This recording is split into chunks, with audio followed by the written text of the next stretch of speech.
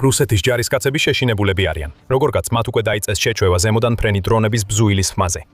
ეს უბრალოდ უკრაინასთან ომის ბუნებაა, მაგრამ ის, რასაც ახლა ვხედავთ, განსხვავებულია. სხვა სამყაროსეული. ზეციდან მომავალი საშინელება, რომელიც უხმოა, შეუმჩნეველი და მასობრივად ხოცავს რუს ჯარისკაცებს. პირდაპირ ვიტყვით, პუტინის მარიონეტები შეშინებულები არიან და ასეც უნდა იყოს. მარსელები ჩამოვიდნენ. და ისინი მხოლოდ დასაწყისია AI-ის ძალით მომავალი განადგურების ტალღისა, რომელიც რუსეთის ძალებს ემუქრება. ჩვენ მივიღეთ პირველი მინიშნებები იმის შესახებ, თუ რას მიიტანა უკრაინამ ბრძოლის ველზე, არა უშუალოდ უკრაინისგან, არამედ რუსეთისა და მისი შეშინებული უსაფრთხოების სამსახურებისგან. 21 აპრილს რუსულმა საინფორმაციო სააგენტო TASS-მა გამოაქვეყნა ციტატა რუსეთის უსაფრთხოების სამსახურების წყაროდან, რომელმაც მოყვა ცაში არსებულ რაღაც მონსტრულზე. ასეთი დრონების წინასწარ აღმოჩენა დრონის დეტექტორებით რთულია, თქვა წყარო მუქად. შემდეგ წყარომ ამ ახალ დრონებს სახელი დაარქვა და ახსნა, რატომ უსრიან ისინი ახლა შიშით შარვალში უკრაინაში მყოფ ყოველ რუს ჯარისკაცს. მარსიანული უპილოტო საფრენი აპარატის მთავარი თვისება ის არის, რომ ის თითქმის სრულად უხმაუროდ მუშაობს.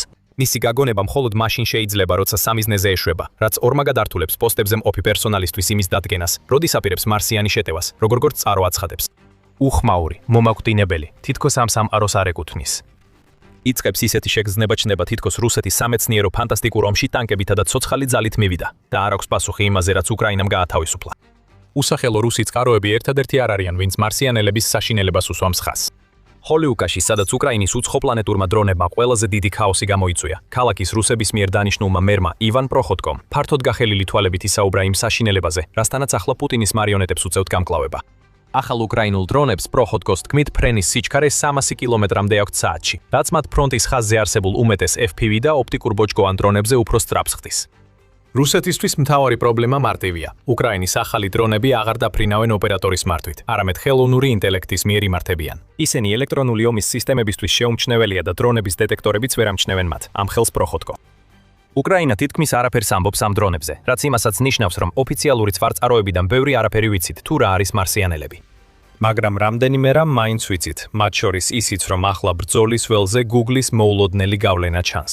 დარჩით ჩვენთან, რათა გაიგოთ, როგორ მოიყვანა ყველა დაბნეულობაში Google-ის ამ გავლენამ და მარსიანელების შესახებ სხვა საინტერესო დეტალებმა.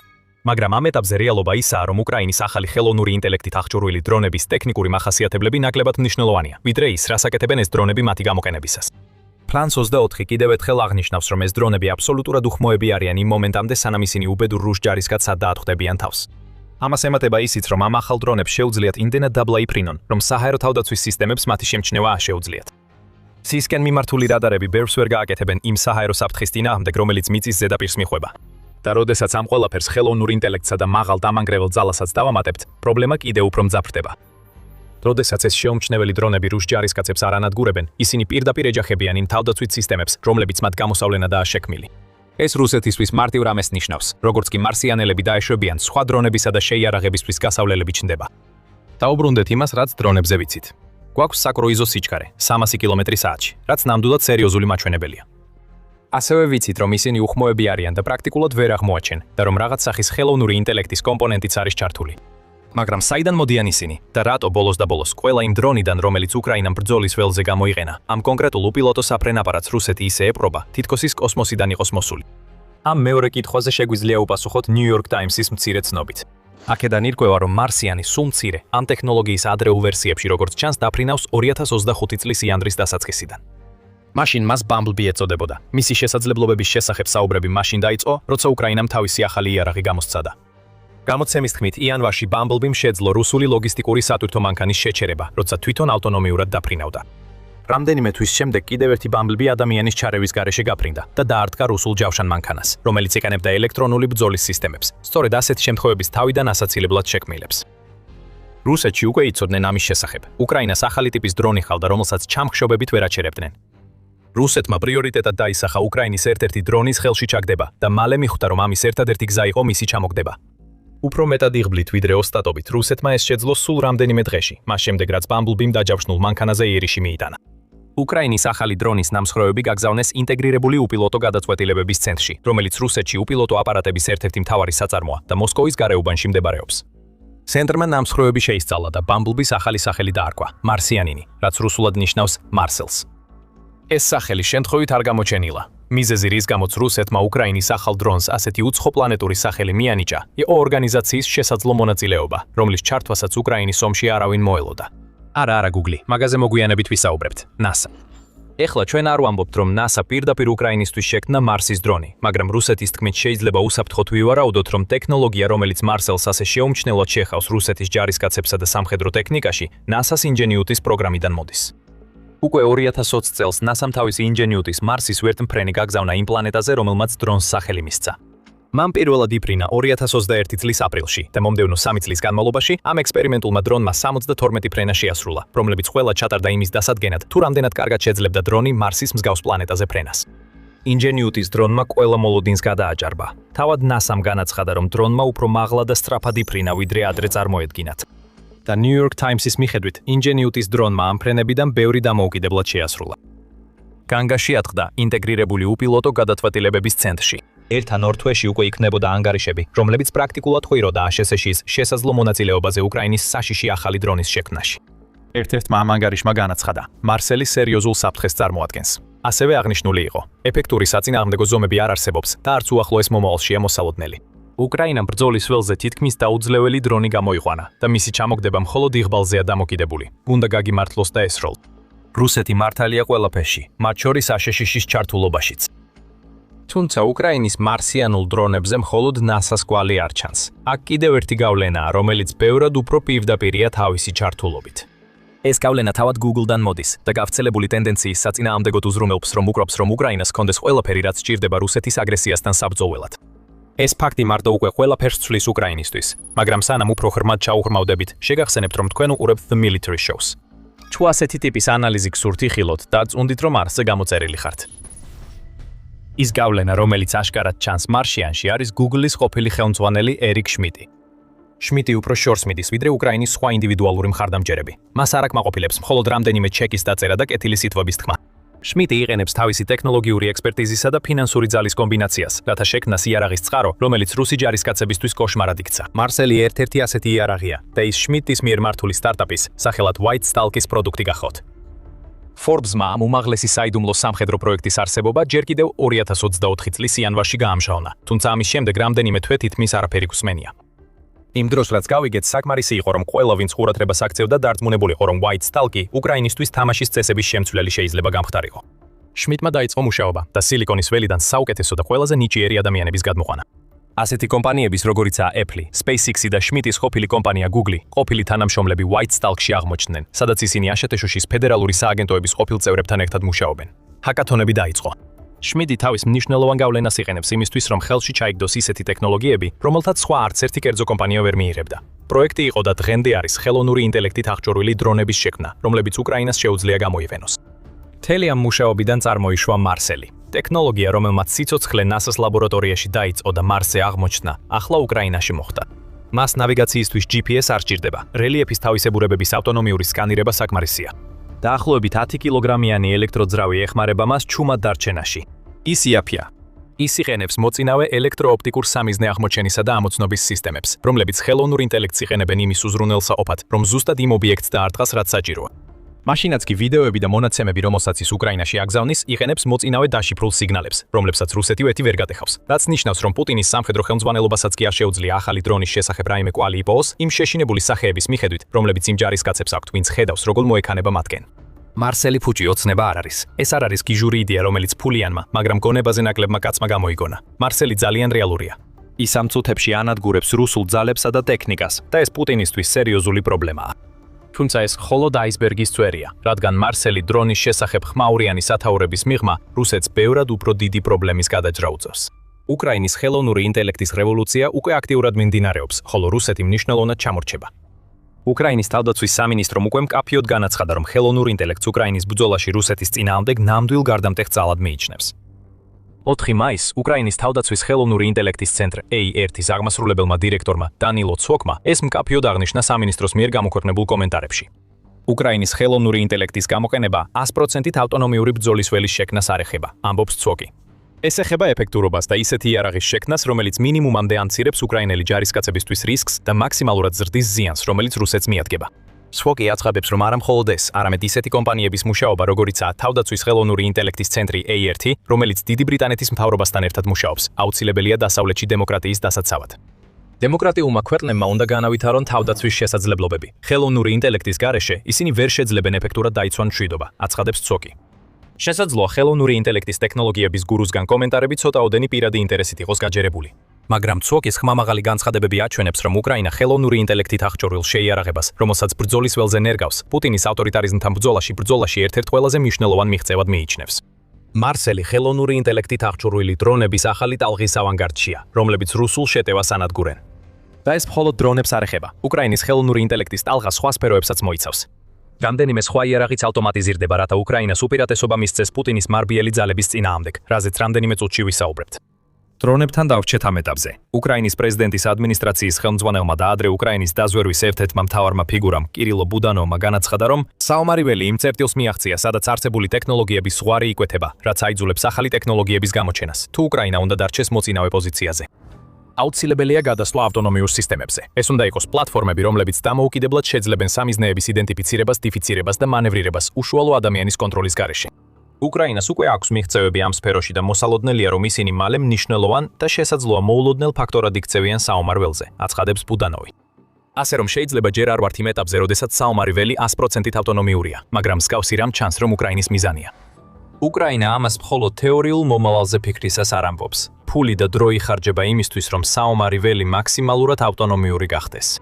ასეთი კომპანიები, როგორიცაა სვარმა, რომლებიც ავითარებენ პროგრამულ უზრუნველყოფას დრონების ჯგუფების კოორდინაციისთვის, სადაც გამოიყენება ყველა სახის უპილოტო საფრენი აპარატი, მუშაობენ იმაზე, რომ უკრაინის ხელოვნური ინტელექტის ტექნოლოგია მაქსიმალურად გავრცელდეს მის უპილოტო სისტემების ძალებში. უკრაინის შეიარაღების მონიტორის ინფორმაციით, სვარმერს ტეკი უკვე გამოიყენეს 2024 წლის აპრილიდან უკრაინაში 100,000-ზე მეტ მისიაში. White Stalk-ის მსგავსი კომპანიები ქმნიან უფრო სპეციფიკურ ტექნოლოგიებსა და დრონებს, თუმცა თუნდაც ცალკეული სისტემები შეიძლება გამოყენებული იქნას მომავალი თაობის დრონის შთაგონებისთვის, რომლებსაც უკრაინა ბრძოლის ველზე გამოიყენებს. უკრაინას საკმარისზე მეტი კომპანია ჰყავს, რომლებიც მუშაობენ იმისთვის, რომ მისი დრონებზე დაფუძნებული სტრატეგია რეალობად აქციონ. დაცვის ინდუსტრიის ნამდვილი გიგანტი უკვე არსებობს დრონების სექტორში და მოსალოდნელია, რომ მხოლოდ 2026 წელს უკრაინისთვის 7 მილიონ დრონს აწარმოებს, იუწყება Kyiv Independent. ეს დღეში დაახლოებით 19,000 დრონის წარმოებას ნიშნავს. ზოგიერთი მათგანი სულ რაღაც $500 ღირს, თუმცა მაინც შეუძლია მრავალმილიონიანი რუსული სისტემების განადგურება, მაგალითად საჰაერო თავდაცვის სისტემებისა, რომლებიც ახლა ასეთ ცუდად უმკლავდებიან მარსელს. ხელოვნური ინტელექტის მიმართულებით უკრაინაში ახლა უკვე 200-ზე მეტი კომპანიაა, რომლებიც დრონებისა და დრონებთან დაკავშირებული ტექნოლოგიების განვითარებაზე მუშაობენ, რომლებიც ხელოვნურ ინტელექტს იყენებენ. ამ კომპანიებმა ერთად უკრაინის Brave One პლატფორმაზე 300-ზე მეტი ხელოვნურ ინტელექტთან დაკავშირებული დრონის განვითარება დაარეგისტრირეს. ეს პლატფორმა უკრაინამ შექმნა იმისთვის, რომ უზრუნველყოს თანამშრომლობა მის დეცენტრალიზებულ დრონის წარმოებლებს შორის და ასევე რომ ამ წარმოებლებს ჰქონდეთ უშუალო მხარდაჭერა უკრაინის მთავრობისგან. ამჟამად ბრძოლის ველზე უკრაინას 70-ზე მეტი სისტემა აქვს, რომლებიც ხელოვნური ინტელექტის ტექნოლოგიას იყენებენ. უკვე გითხარით, რომ მარსელი მიუხედავად იმისა, რამდენად საშიშია პუტინის ჯარისკაცებისთვის, მხოლოდ აისბერგის წვერია. სწორედ ამას გულისხმობდით. უკრაინის უცხო პლანეტური დრონი მთელი რევოლუციის სათავეში დგას, რომელიც რუსების შარვლებს უფრო ყავისფერს ხდის, ვიდრე პუტინის ლაქიების ცხვირებია. რასაც ახლა უკრაინა აკეთებს, ეს ომის ახალი ფაზაა, რომელიც აქამდე არასდროს გვინახავს. ხელოვნური ინტელექტის ინტეგრაცია უკრაინის დრონებს საშუალებას აძლევს დამოუკიდებლად ამოიცნონ და დაადგინონ სამიზნეები, იმავდროულად კი გაუმკლავდნენ რთულ პირობებს, რომლებიც ელექტრონული ომით არის დატვირთული. ამ დრონებს შეუძლიათ გაცილებით მეტი მონაცემის დამუშავება ბევრად უფრო სწრაფად, ვიდრე ადამიანს ოდესმე შეეძლო, რაც უკვე საშუალებას აძლევს უკრაინის დრონებს რეალურ დროში შეიტანონ ცვლილებები თავიანთ მოქმედებებში, მინიმალური ადამიანის ჩარევით. ჩვენ ვხედავთ ავტონომიის განთიაც მოქმედებაში და დიდი დრო არ გავა, სანამ ხელოვნური ინტელექტის დრონების მზე ისე მაღლა ამოვა, რომ რუსეთს გააცამტვერებს. ყოველდღიურად ტესტირდება დრონებისა და პროგრამული უზრუნველყოფის ახალი პროტოტიპები, რომელთა დიდი ნაწილი ფინანსდება უკრაინისა და მისი პარტნიორების მიერ. ეხლა ჩვენ გვყავს ერიკ შმიტის მსგავსი ადამიანები, რომლებიც რუსული საქმისთვის მებრძოლებად გვევლინებიან და საკუთარ ფულს დებენ იმ ტექნოლოგიების შექმნაში, რომლებიც თითქოს ვარსკვლავური ომებიდან არის ამოღებული. იარაღები, რომლებიც ადრე შეზღუდული იყო მათზე მიმაგრებული ოპტიკური ბოჭკოს კაბელებით, ან ოპერატორების ცოდნით ბრძოლის ველის შესახებ, ახლა უკვე ჯგუფებად დაფრინავენ, გზად ამოარჩევენ სამიზნეებს და ამავდროულად გადალახავენ ყველა იმ საშუალებას, რაც რუსეთს მათი შეჩერებისთვის აქვს. მაგრამ ახალი დღის გათენებამდე უკრაინამ უნდა გააგრძელოს განვითარება. ხელოვნური ინტელექტი აშკარად ბევრ უპირატესობას იძლევა დრონების მიმართულებით. მაგრამ თუ ერთი რამ ვისწავლეთ უკრაინის შესახებ მას შემდეგ, რაც პუტინმა დაიწყო თავისი შეჭრა, ეს არის ის, რომ უკრაინა არასოდეს ტოვებს აღმოჩენას უყურადღებოდ, როგორც კი მას გააკეთებს. ხელოვნური ინტელექტის მქონე დრონები ავტონომიური რევოლუციის წინახაზზე არიან, მაგრამ უკრაინა ხელოვნურ ინტელექტს ბევრად უფრო მეტი იარაღში ნერგავს, ვიდრე მხოლოდ მარსიანში და მის მსგავსებში. ჩვენ ვიწყებთ ხელოვნური ინტელექტის დანახვას ყველგან და ეს ცუდი ამბავია რუსეთისთვის. მაისის 9-ს კიევ-პოსტმა გაამჟღავნა, რომ უკრაინამ Brave-1-ის კლასტერის მეშვეობით ამ ტიპის დრონები მსგავსია უკრაინის ხელოვნური ინტელექტის დრონებისა, იმით რომ მათ ელექტრონული ომის საშუალებებით ვერ შეაჩერებ, თუმცა ისინი ავტონომიურები არ არიან და მათი მოქმედება მათი კაბელების სიგრძით არის შეზღუდული. უკრაინის პასუხი ამ დრონებზე არის მეტი ხელოვნური ინტელექტის ინტეგრაცია კოშკურებში, რომლებიც უკვე 10 ერთეულშია აქტიური ბრძოლის ველზე და სავარაუდოდ მალე გავრცელდება და გახდება სტანდარტული თავდაცვა ერთ-ერთი ყველაზე მნიშვნელოვანი იარაღის წინააღმდეგ, რაც რუსეთს აქვს წინახაზზე. ჩვენ უკვე ხედავთ, რომ უკრაინა ხელოვნურ ინტელექტს სხვა იარაღებშიც ნერგავს, რომლებიც თითქოს სხვა სამყაროდანაა. ასევე 9 მაისს Interesting Engineering-მა გაავრცელა ინფორმაცია, რომ უკრაინა ცდის ახალ ანტიდრონულ ლაზერს, რომლის მოქმედების რადიუსი დაახლოებით 5 კილომეტრია. ლაზერს სახელად ტრიზუბი ქვია და ის საბოლოო სატესტო ფაზაშია, სანამ ბრძოლის ველზე განთავსდება. ლაზერული თავდაცვით უკრაინას შეუძლია რუსული შაჰიდის დრონები პრაქტიკულად უფასოდ ჩამოაგდო, რადგან ფიზიკური ვაზნების ან ჩაუმომგდები დრონების წარმოება საჭირო არ არის. ლაზერი უკვე წარმატებით გამოიცადა ისეთ მცირე სამიზნეებზე, როგორიცაა 18 სანტიმეტრი, რაც ნიშნავს, რომ შაჰიდები პრობლემა აღარ იქნება.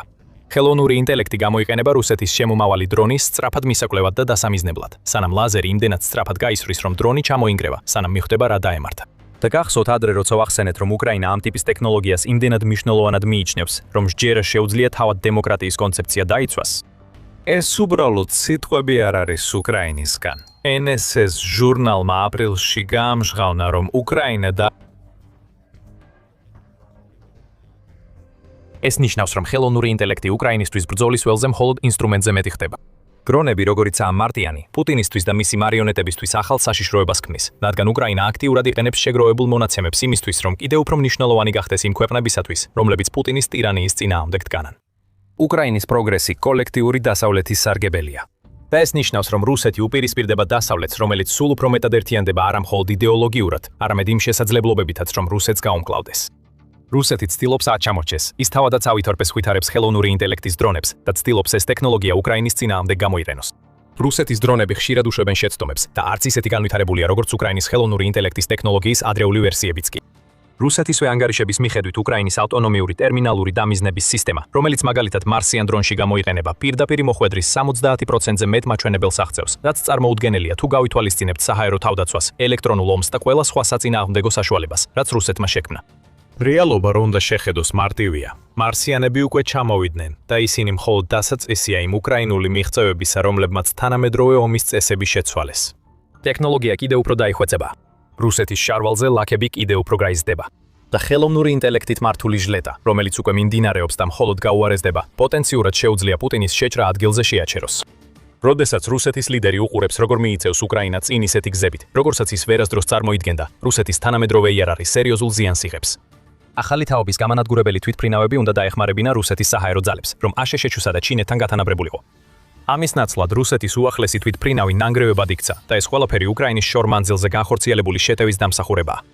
გაიგეთ მეტი, რუსეთის ულტრათანამედროვე Su-47-ების ბედზე, რომელსაც პუტინი უკრაინის საზღვრებიდან 1700 კილომეტრზე შორს მალავდა, ჩვენს ვიდეოში.